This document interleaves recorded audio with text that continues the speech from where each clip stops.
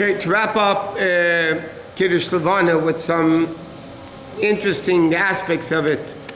The question was asked yesterday, why do we say Shalom Aleichem, Aleichem Shalom at Kiddush Levana? So there's many answers. One answer is because we said when you do Kiddush Levana, the blessing over the moon, you're actually welcoming the divine presence because the Shekhinah is likened to the moon. So therefore, Kiddush Levana, that's one of the expressions why it's not called Birchas Levana.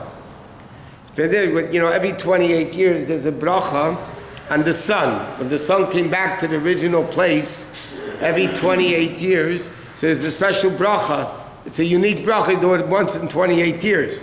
And it's called Birchas HaChama. So why isn't it called Birchas Levana? Why is it called Kiddush Levana? So one of the explanations is because they're actually sanctifying Hashem. The Shekhinah is coming.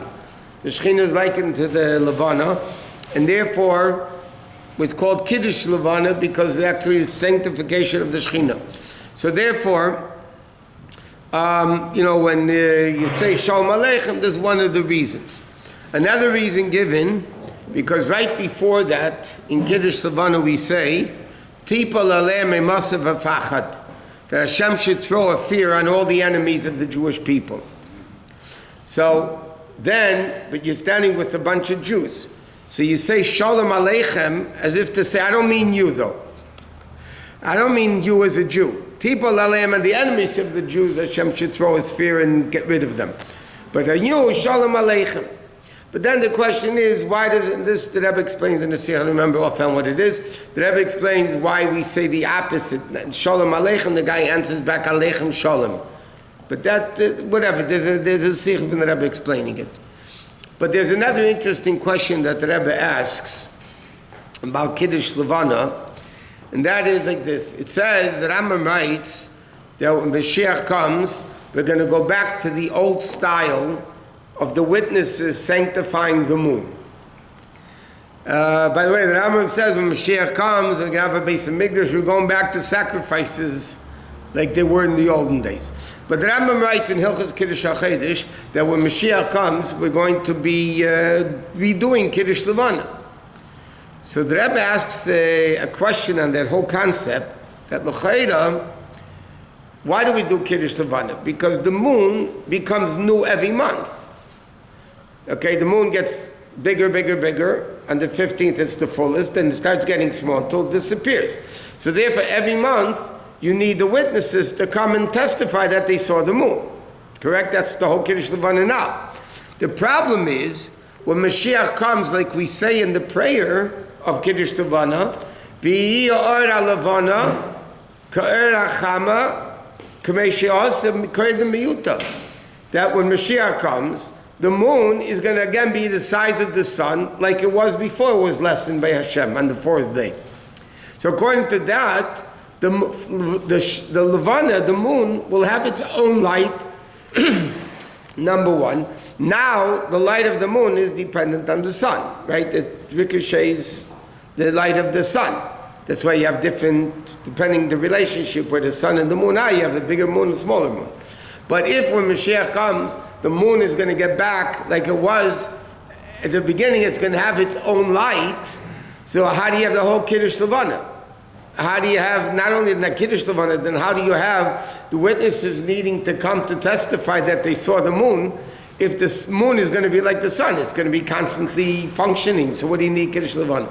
So the Rebbe says, you could say, and then he's not happy with the answer, but the Rebbe says, you could say like this, that when Mashiach comes, we know there's two eras. There's two times. There's when Mashiach comes, and then, like we learned, there's Tchias HaMesim. Then there's the resurrection of the dead. So we learned in the past, without going into the whole lengthy thing again, that based on Gemara and Midrashim and various books, Tchias HaMesim will take place 40 years after the coming of Mashiach. That means it will start instantaneously, tzaddikim get up right away, and then different orders of people getting up. So there's the first era, the first 40 years, The Rambam says, and a lot of opinions say that Olam kimin hagi noig. For the first 40 years after the coming of Mashiach, the world will be normal, as it not supernatural. We'll have a Bais Hamikdash, there will be peace, we'll bring sacrifices, but there's not going to be any supernatural things coming on. We know who Mashiach is at that time. I hope when he comes we'll know who it is. Yeah, it's going to be a problem if we don't know who he is when he comes. But 1 minute. Then in the second era, that's when after that era, then the world is going to be on a supernatural level. And therefore there says the expression, mitzvahs, kol ha-mitzvahs b'teilus la'aseh lavei. When Mashiach comes, the mitzvahs, we're not going to be doing mitzvahs the way we do them today, in the simple sense of doing mitzvahs. So the Rebbe says, so it probable could be that because until Tchias HaMesim, for that 40 years, everything will be normal, and we'll be doing mitzvahs the normal, regular way. So it could be that for those 40 years, the moon won't be back to the level of the sun. In other words, it's possible, the Rebbe writes, that the moon will become back like it was the supernatural level of the moon. That will happen 40 years after Mashiach comes by Tchias HaMesim. But the Rebbe says it's difficult to say that, because according to Chassidus and Kabbalah, that Or Avon is connected to the finishing of the Birurim, Ban is going to become elevated to Sag, whatever that means. So in other words, so it starts really at the coming of Mashiach. So then it seems that even when Mashiach comes, the moon is going to be as big as the sun. So then the question is, so what's going to be the mitzvah of Kiddush Levana and a mitzvah of Bais Din sanctifying the moon if there won't be any new moons? There will be just the full moon. So something interesting the Rebbe speaks about. Another interesting thing, by the way, is the Rambam writes in the laws of Hallel that on Rosh Chodesh we only say half Hallel. It's called half. It's not half, but it's half Hallel. And we learned, why do we say half Hallel on Rosh Chodesh, and a Yom Tov we say complete Hallel? So because Hallel and Yom Tov is one of the rabbinic mitzvahs. It's actually a rabbinic mitzvah. Hallel on Rosh Chodesh is only a custom. Therefore, according to many Sephardic opinions, including the Rambam, you don't make a bracha on Hallel on Rosh Chodesh, because it's only a custom. You don't make a bracha on customs. But we do make a bracha on Hallel. But the Rambam writes that you skip. How do we show that it's not the rabbinic mitzvah of Hallel? We skip a few parts of Hallel. So we skip 2 paragraphs, Hohafti and Leilonu. Right, those are the 2 ones we skip. And the Rambam brings it down. Some people skip other chapters. Nowadays it's established what we leave out on Rosh Chodesh. But the Rambam writes, different places have different customs, what they left out. What? If nothing changes during the first 40 years, how do we know this guy is Mashiach? I thought we know because things will show itself. No. The Rambam says, on the contrary, the Rambam writes, Mashiach will not have to show miracles. He won't have to do things like that. Okay? The Rambam writes, when there's what's called Cheskes Mashiach, a person that we can, based on certain things he does, we can assume he's Mashiach. Then the Rambam writes, V'im asev etzliach, V'bani yivna Beis Hamikdash b'mkaymen, who'll build the Beis Hamikdash. Then we know it's the real Mashiach. So Mashiach will be known not by doing miracles. Are we supposed to reject it? No. Well, we'll know, I promise you. Stick around with me and I'll show you who the Mashiach is when he comes. So don't get lost. So the question is, by the way, it's another interesting thing. When you say complete Hallel, what bracha do we say? Sheket Shem Mitzvah Zanu, L'Krei Es HaHallel. To read the Hallel. Really, the bracha, and from Sephardic communities say it.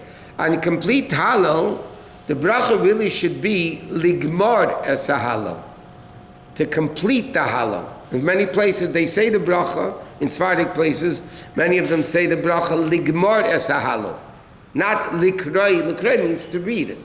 Ligmar means to finish it. Why don't we say, why in the Ashkenazi communities, and those people that don't, why don't we say the bracha ligmar es Hallel, to complete the Hallel? So it's brought down in halacha, because if you make a bracha to complete the Hallel, and you skip a word by mistake, then you made a bracha in vain because you didn't complete the Hallel, you left out a word. So because it's very possible somebody's going to leave out a word or two here and there, especially, if they came late and they'd question with the Hallel, what to do with the Hallel, because, whatever, the great Chassidim.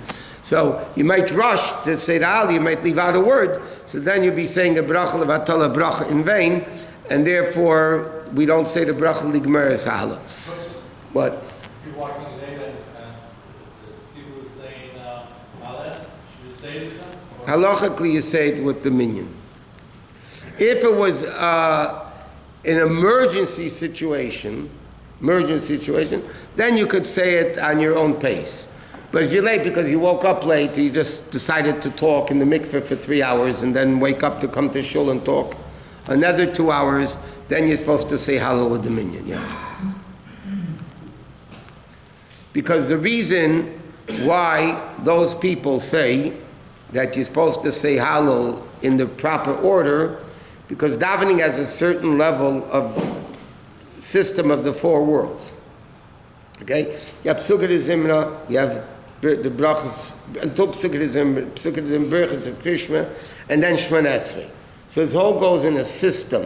The Hallel really, not halachically, not kabbalistically, has a place in davening.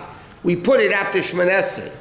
But Hallel really doesn't have, it's not one of the four worlds that you're doing. One second. So really Hallel al pi din, you say it with a minyan, even if it's before davening. So if a person is davening very long and he's working on these kabbalistic things about the kavanah of the minyan, and he's afraid of putting Hallel in the wrong place, then he shouldn't. But if a guy rolls into shul late and talks to then they should say Hallel with the minyan. Let's say that scenario happened and he came late and he said Hallel together with them, and then he starts his own tefillah. He doesn't say it. He doesn't say no more? No, he doesn't say Hallel again. Or he does it without bracha? I mean, you can say Hallel without a bracha all day. So in case of emergency, let's say for some reason his car broke down, he couldn't get to shul, but he got to shul later, then he said at that point he does say Hallel. If he wants to, he could say it. According to halacha, you say with the minyan. That's a given. It's like you have another issue. It's getting late. But what happens Shabbos Mevarchim if you don't finish Tillim before davening? So what are you supposed to do? Are you supposed to continue saying Tillim and then daven with a minyan, or are you supposed to daven with a minyan and then finish Tillim? So Reb Zalman Shimon, it's printed in his book, Kevis Razash, by the way, he was very emphatic. He said there is no question, he was a very Chassidish Shadov. He said there is no question you stop Hallel and daven with the minyan and then you say Hallel later. It's very clearly, it's printed in his book, it's brought down all over the place. No, if you're saying Tillim and the minyan's about to start Shachris, you stop saying Tillim, you daven Shachris, and then you say Tillim. You said Hallel. No, then you continue Tillim after davening. Because there's certain things that have preference according to Halacha and Kabbalah than over other things. So, these things, it doesn't matter. But why do you skip those two things? There's a few reasons. Number one, because one of them says, Atzebeim Kesed Zov, that the non-Jews worship idols, and we don't want to mention idols, because the people shouldn't think we're worshiping the moon. Another thing is, in those chapters, or those half a chapters, there's really no psukim of real praise of Hashem. So for skipping part of Hallel, then we'll skip those parts of Hallel that don't really have psukim that actually praise Hashem properly. Kemachat shinas ramazim, Rabbi Yosef Shusterman, Kim Shvala Gal Teira,